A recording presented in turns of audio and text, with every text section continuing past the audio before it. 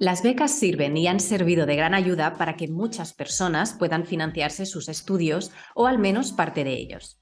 Sin embargo, no siempre se conocen todas las becas que existen o no se conceden con tanta rapidez como sería necesario. Aquí es donde entra Becas, una plataforma educativa de financiación que facilita la petición y el cobro de becas de estudios. Hoy queremos ahondar en este tema y en las soluciones que ofrece esta app con Bosco González del Valle, CEO y cofundador de Becas. Bienvenidos al podcast de ClassLife, donde hablamos de educación y transformación digital con nuestros invitados, siempre con la vista puesta en el futuro. Podéis vernos en YouTube y escucharnos en Spotify, iVoox y otras plataformas de podcast. Hola Bosco, bienvenido y muchas gracias por estar hoy con nosotros. Muchas gracias, Silvia, a ti y nada, encantado de estar aquí. Pues para entender mejor vuestro proyecto vamos a empezar por el principio. ¿Cómo nace Becas y por qué? ¿Cuál es el objetivo? Pues mira, al final, como la gran mayoría de proyectos, ¿no? Nace con un poco la misma misión, ¿no? Pero con un objetivo distinto, ¿no? Que era el retraso en el pago de la beca MEC, que por no enrollarnos mucho era un problema que había en España histórico, que sigue habiendo, que afecta a millones de estudiantes, que es una beca que da el ministerio, que se llama la beca MEC, que es Ministerio de Educación y Formación Profesional, y el 100% de estas becas llegan tarde, ¿no? Posterior al comienzo del curso escolar. Y Becas lo que hacía era, para garantizar un poco la educación para todos, adelantar esta beca, el importe, en septiembre, que era cuando le necesitaban, y cuando pagaba el Estado recobrábamos nosotros. Pero bueno, hemos iterado, no pivotado, que al final es que bajo el mismo problema, que es un poco la falta de recursos económicos para poder estudiar, encontramos una solución mucho más escalable, que es lo que hacemos ahora y cambiamos rápidamente. Los inversores lo aceptaron porque al final el pago de la beca MEC era una cosa muy nacional, no escalaba y a los fondos pues no les interesaba tanto, ¿no? Aunque bueno, sigue siendo un problema. Y explícanos un poco cómo funciona. Ponme un ejemplo para que lo entendamos. ¿Cuál es la ruta que seguiría una persona en Becas? Nosotros tenemos una misión clara, ¿no? Que al final es garantizar la educación como herramienta ecualizadora de oportunidades, ¿no? Que dicho de forma un ejemplo, como dices tú, al final es hoy en día la educación privada está ganando muchísimo peso, ¿vale? Hablamos de másters, hablamos de micro bootcamps, no sé si os suena, los típicos Iron Hacks, Data Science, Full Stack, ciberseguridad, todo lo que le demandan las empresas ahora no está subvencionado por el Estado, ¿vale? Esto, aunque se traduce al final en que los estudiantes que no tienen dinero se van a preparar peor que los estudiantes que sí que tienen dinero, porque sí que les pagan sus familias, por ejemplo, los estudios, ¿no? Entonces, al final nosotros lo que hacemos es todo el mundo que tenga talento, nos da igual su estatus económico, les financiamos sus estudios. Ejemplo, Silvia quiere hacer un máster de ciberseguridad en Ironhack, ¿no? Silvia a lo mejor no tiene 7.000 euros, 7.000, 4.000, 11.000, lo que cueste. Entonces Silvia aplica becas a nuestra plataforma, nosotros le hacemos un scoring, ¿no? Porque no damos la financiación a todo el mundo, ¿vale? Tampoco no somos una ONG, y lo que hacemos es, oye, Silvia tiene talento, le pagamos este curso y cuando Silvia tiene un trabajo, nos devuelve con un porcentaje de su salario el importe del curso con un poquito más, ¿no? O sea, me refiero, si cuesta 7.000, pues acaba pagándonos 7.500 en súper cómodas cuotas, sin intereses de demora, si no tiene trabajo no devuelve, que es muy importante, o sea, es muy, muy tranquilo, ¿no? De hecho, todos los estudiantes está siendo una revolución, ¿no? Este tipo de financiación, digamos. Todos los estudiantes, si lo piensas claramente, quieren adherirse a este tipo de financiación. No pago nada y cuando tengo un trabajo y esté tranquilo, pago un porcentaje de mi salario, ¿no? Y lo pagan encantados. Es casi un poco similar, ¿no? Dejando de lado las diferencias, en lo que ocurre en Estados Unidos, ¿no? Que se endeudan, entre comillas, y luego ya pagan la deuda, con la diferencia de que allí las deudas son increíbles y los intereses son Me ha muy elevados. encantado la puntualización que has hecho, porque todo el mundo, Sí. cuando le cuentas el pitch, dice, como en Estados Unidos, ¿no? Y digo, nada que ver, pero te voy a decir que sí, porque sí, es un poco ese concepto, pero lo único que es igual es que en Estados Unidos hay una cultura muy fuerte de financiarte para estudiar. En Europa la hay también, o sea, Inglaterra hace esto, es España básicamente el único país donde o sea, la educación pública la pagaba el Estado y si tu familia te pagaba los estudios, pues te ibas a la privada. Era un poco así. Y había alguna beca o algo así. Esto está cambiando radicalmente, pero efectivamente, como dices tú, en Estados Unidos lo que hay es 100.000 millones de fondos y bancos y tal, y les dices quiero 100.000 euros, les da igual donde trabajes, donde vivas, qué es de tu vida, devuélveme esto cada año, ¿no? Y hay unos problemas gigantes. Esto no, esto es... O sea, digo, aquí es solo pagas si puedes. Además es a partir de un umbral, que es el salario mínimo, 16.000 euros. O sea, está todo muy, muy, muy suavizado, muy suavizado. Y funciona, que es lo importante. Claro, esto genera también ciertas dudas, ¿no? Que es de dónde salen estos fondos, con qué apoyos contáis para llevar a cabo este proceso y esta financiación. Tal cual, ese es el problema / oportunidad que tenemos también, ¿no? O sea, que al final es un negocio financiero completamente, ¿vale? Aunque a nosotros nos encanta, bueno, somos una EdTech, nos encanta la educación y todo se mueve alrededor del mundo de la educación, pero no deja de ser un negocio muy, muy operativo y financiero. Nosotros prestamos unos 300.000 euros al mes, más o menos. Es mucho dinero, vamos creciendo, queremos prestar mucho más. Y al final, claro, necesitamos arroparnos con fondos de deuda, ¿no? Y nosotros tenemos la suerte de estar invertidos por THUI Capital y Extension Fund, que son dos fondos pues de Venture Debt. Esto al final, THUI Capital es el fondo de Iker Marcaide, que es un fondo de impacto social, y el Extension Fund pues es otro fondo. Entonces ellos nos nutren, digamos, con balance, con la financiación, y nosotros prestamos desde ese vehículo y les pagamos unos intereses y un equity kicker, como decía. Y dejando de lado esta parte más técnica, vamos más al contenido, digamos, para los posibles interesados. ¿Qué tipos de becas hay? ¿Quién puede acceder? Puede acceder todo el mundo, ¿vale?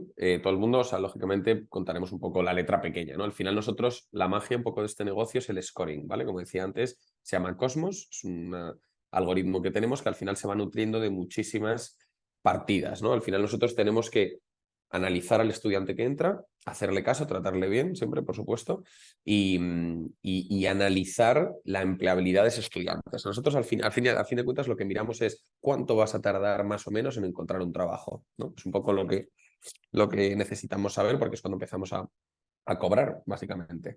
Entonces, ¿qué es lo que pasa? Pues puede entrar cualquiera desde 18 hasta 60, pero bueno, evidentemente, pues alguien de 60 va a ponderar un poco peor, digamos. Alguien de 18 ponderará un poco peor también porque tendrá menos experiencia. Nuestro sweet spot, un poco por decirlo de alguna forma, es entre los 20 y los 30, pero no por nada, sino porque al final, pues como ponderan muchas cosas, entre ellas, pues ya digo, hay un scoring aptitudinal, de educación, de experiencia. Tenemos incluso unas APIs bancarias para ver un poco la salud financiera, que importante, no salud financiera de dinero, porque nadie aprobaría, sino salud financiera de comportamiento financiero, ¿no? Un poco de, pues si apuestas mucho en cosas, casas deportivas, y al final es una cuestión de actitud.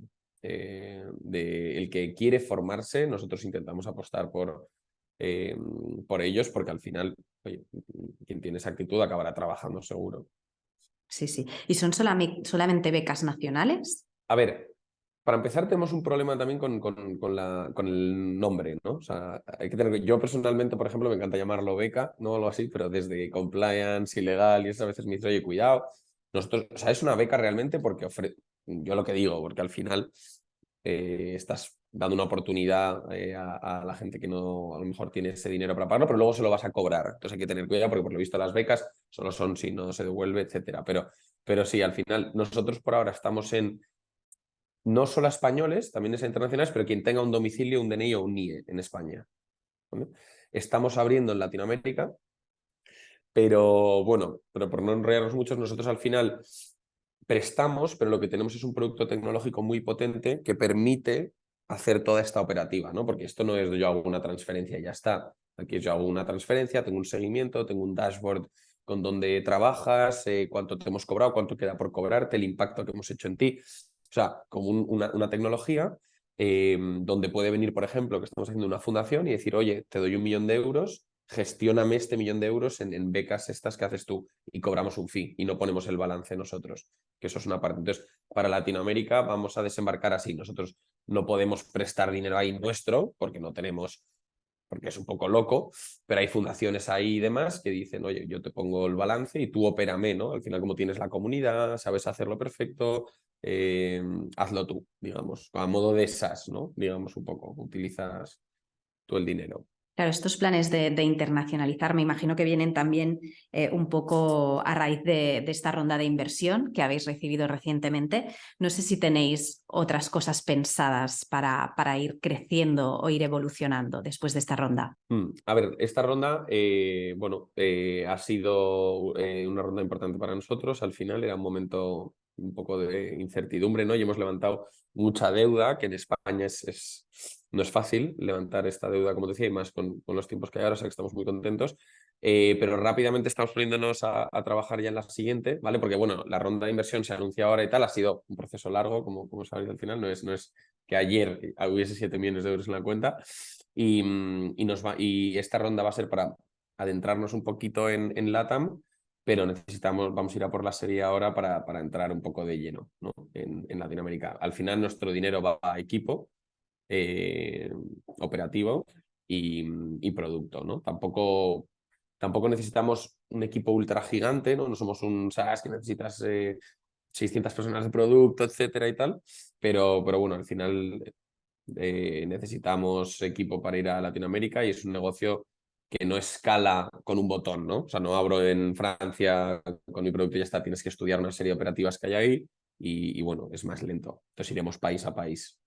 Claro, hay diferentes regulaciones y si además pues Exacto. hacéis este proceso de scoring y demás, eso también requiere... Exactamente. Las APIs son distintas, el proveedor es distinto, entonces pues, al final tienes todo el know-how y vas con el mercado, que para mí es lo más importante. O sea, latinoamericanos escriben semanalmente que por favor vayamos ahí, que hay... O sea, en Latinoamérica al final, o sea, nuestro problema lo bueno es que es muy internacional, o sea, hay muchísimo talento, muchísimo, muchísimo, muchísimo. Hay muy poca oferta de financiación como la nuestra. Pero claro, no puedes prestar dinero a todo el mundo, ¿no? Entonces al final hay un mercado y un nicho muy grande y muy interesante y queremos abordarla. Además no hay mucho competidor en Latinoamérica y está todo por hacer. O sea que ilusionados. Estamos seguros de que es nuestro sitio de expandir, claramente. Parece un poquito que la educación y la EdTech es un sector clave ahora mismo para invertir, ¿no? ¿Por qué crees que es esto? A ver, nosotros siempre lo he estado comentando con los inversores cuando hablamos y demás, es que la educación es evidente que está sufriendo una transición gigante, ¿no? O sea, al final, no hablo hace 50 años, 40 años, o sea, yo cuando iba a la universidad, pues como que te medio obligaban, vas a la uni, si quieres hacer un máster, estudias ADE o estudias Derecho y luego harás X cosas. Evidentemente había ingenieros, hay veterinarios, hay de todo, pero bueno, entiéndeme, el patrón un poco normal era hacer una carrera y demás, ¿no? Hoy en día tú haces un ADE y te pones en una universidad buena o lo que sea y te pones a buscar trabajo o haces un bootcamp de data science de 2 años, un FP y tal, y te pasa por la derecha el FP. Entonces, ya solo esa tontería al final es, uy, ¿qué está pasando aquí? Para nuestro caso en particular, al final es, oye, esa FP y ese máster cuesta dinero, o sea que hay que garantizar que pueda todo el mundo acceder a eso. Y segundo, que las universidades se van a tener que poner las pilas. Yo siempre lo digo, o sea, al final las universidades muy carcas españolas de 4 años de alguien leyendo tu libro, examen el día X, pues se está acabando, evidentemente. Todo viene de lo que demandan las empresas, yo creo, para la educación, ¿no? Al final. Y las empresas están demandando cosas muy nuevas. Y esas cosas nuevas, pues, las tiene que enseñar a alguien, ¿no? Y entonces por eso salen al final todas estas empresones de formación nuevas. O sea, yo creo que viene todo empieza en el origen de que quieren las empresas hoy en día. Yo creo que viene de ahí. Entonces, quien se adhiera a eso, pues oye, estupendo. Luego también tampoco es alternativo, ¿eh? Nosotros tenemos candidatos muy buenos que al final, pues imagínate, yo qué sé, una empresa gigante de publicidad, ¿no? Para que no sea todo tecnológico. Porque no es solo tecnología esto, ¿eh? O sea, ahora ponemos algún ejemplo, pero un gigante de la publicidad, claro que quiere a alguien que haya hecho 4 años de publicidad, ¿no? Pero que luego haya hecho un máster de marketing digital, pues ya le pone genial, ¿no? Entonces vamos a dar la oportunidad a todo el mundo en hacer ese mini máster de marketing digital y no solo quien tenga 10.000 euros, porque va a haber una brecha gigante ahí. Entonces no es solo complementario, o sea, es complementario también. las dos cosas, ¿no? Sí, sí, te entiendo. Claro, hablas de esta transformación, ¿no? De que todo va muy rápido y ahora pues hay que empezar ya también a cambiar pues, entidades como las universidades y demás para poder irnos adaptando a estas realidades. Entonces, esto me va muy bien para enlazar con la pregunta con la que finalizo siempre, que hago a todo el mundo, que es ¿cómo crees que será o cómo te gustaría al menos que fuera la educación en 2050? A ver, o sea, yo personalmente, además esto es un piloto que estamos haciendo, lo que pasa es que lo hemos hecho 3 veces, no lo ponemos ni en las webs, ni en los decks de inversión y demás. A mí me encantaría hacer, o sea, hacer un producto gigante, ¿no? Que además esto sí que es escalable, donde todas las empresas, bueno, claro, sería una empresa gigante, ¿no? De mente emprendedora, pero donde todas las empresas al final le ponen los puestos de trabajo que quieren y las formaciones son on demand de eso. O sea, me explico. Si hay yo qué sé, 150.000 vacantes de Data Science, pues que haya universidades, másters, llámalo X. O sea, al final yo no soy partidario de que se acaben las unis, ¿no? Pero que las unis se empiecen a adecuar a la enseñanza nueva y que se forme en lo que están pidiendo las empresas, ¿no? No tanto pues en ADE, microeconomía, la historia de la microeconomía, o sea, en cada carrera tienes como asignatura así, al final formar bastante más corto, o sea, de forma bastante más intensa y más corta en lo que las empresas, en lo que las empresas quieran, ¿no? Al final. Es decir, adaptar esta educación superior, ¿no? Hablamos en todo momento de educación superior, entiendo. Bueno, por supuesto, en nuestro caso sí, perdona. Sí. La educación superior a lo que las compañías están demandando. Pues con esta visión nos quedamos. Bosco, muchas gracias por estar hoy con nosotros y por contarnos un poquito más sobre becas y todo lo que hacéis. Nada, muchas gracias a vosotros. Gracias también a todos los que nos veis y nos escucháis. Como siempre, os invitamos a que dejéis vuestras dudas o inquietudes en los comentarios y a que os suscribáis a nuestro canal. Y recordad, keep empowering education.